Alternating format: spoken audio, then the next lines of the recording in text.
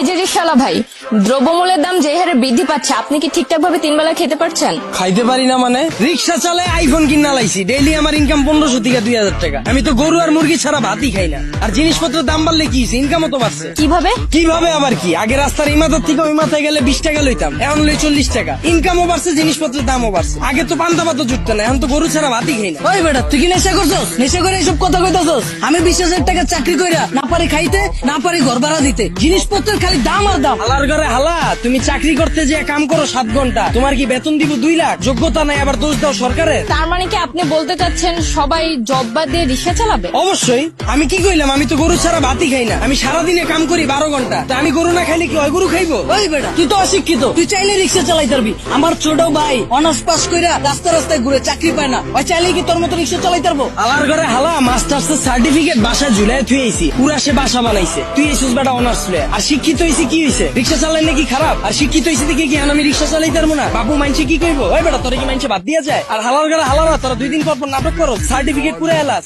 Honours masters pass করছো টাল্টিবেল্টি করে, চাকরি পাবি কইতে? যারা পাওয়ার হেরা পায়, এরা নিজেরা ওইভাবে তৈরি করে। তোরা 10 লাখ বেকার ঘুরো স্কিল লিগা, সরকারের দোষ দা স্কিল লিগা। তোরা যখন বুঝছস যে তগরে দিয়া পড়ালে হইব না, করতে গেছিস কে জোর করে? ও বুঝছি, সার্টিফিকেটের লেগা না? বিয়ার সময় যেন কইতে পারো যে আমি গ্রাজুয়েট, আমি ইঞ্জিনিয়ার, আমি শিক্ষিত। বন্ডামি বাদ দিয়া তোর বাইরে রিক্সা লয়ে বেরিতে। তার মানে আপনি কি বলতে চাচ্ছেন, আপনি নিজেও অনার্স মাস্টার্স কমপ্লিট করছেন, কিন্তু নিজেকে ওইভাবে তৈরি করতে পারেননি, যার কারণে আপনার জব হয়নি? হ্যাঁ অবশ্যই, মিছা কথা কমুকে। আমি নিজের ওইভাবে তৈরি করিনি, আমি জবও পাইনি, আমি রিক্সা চালাই না শুরু করছি। আর এই যে 10 লাখ বেকার ঘুরতেছে, একটাও কি বুকে হাত দিয়ে কইতে পারবো নিজে সর্বোচ্চ চেষ্টা করছে? আর এই যে 10 লাখ বেকার ঘুরতেছে, একটা বুকে হাত দিয়ে কইতে পারবো নিজে করে ওইভাবে তৈরি করছে, নিজে করে সর্বোচ্চ চেষ্টাটা করছে, তাও চাকরি পায় নাই? সারা রাত খেলছে কার্ড, সারাদিন গার্লফ্রেন্ডের সময় দিছে, ওরা চাকরি পাইবো কইতে? যারা পাওয়ার হেরা পায়। আর গ্রাজুয়েশন কমপ্লিট করছিস ভালো কথা, বইয়ের ব্যবসা কর, উদ্যোক্তা হ, ঝুঁকি ল, 1000 মানুষের লেগে রাস্তা খোল, এসব বন্ডামি বাদ দে। কিন্তু বাংলাদেশের মতো এরকম গরিব দেশে দ্রব্যমূল্যের দাম বাড়াটা কি স্বাভাবিক? ভাই খারাপ। এই দেশ গরিব দেশ কেটা কইছে আপনাদের? এই দেশে 150,000 কোটি টাকার সিগারেটই বিক্রি হয়। বিশ্বের ভিতরে 5 নাম্বার বিড়িখোর বাংলাদেশ।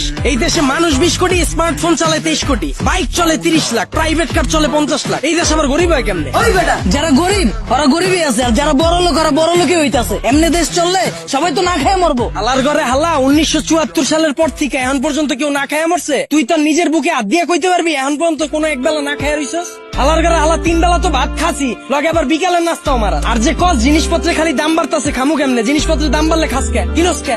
বুঝে আমারে? তাহলে কি আপনি বলতে চাচ্ছেন সাধারণ মানুষ না খেয়ে থাকবে? এনে আপনি আবার সাধারণ মানুষ কই পেলেন? এনে তো সবাই অসাধারণ। আমরা সবাই বাংলাদেশি, আমরা সবাই এক। একটা জিনিসের যদি দাম বাড়ে, আমরা যদি এটা খাওয়া বা ব্যবহার করা বন্ধ করে দিই, দেখি ব্যবসায়ীরা কার কাছে বেচে।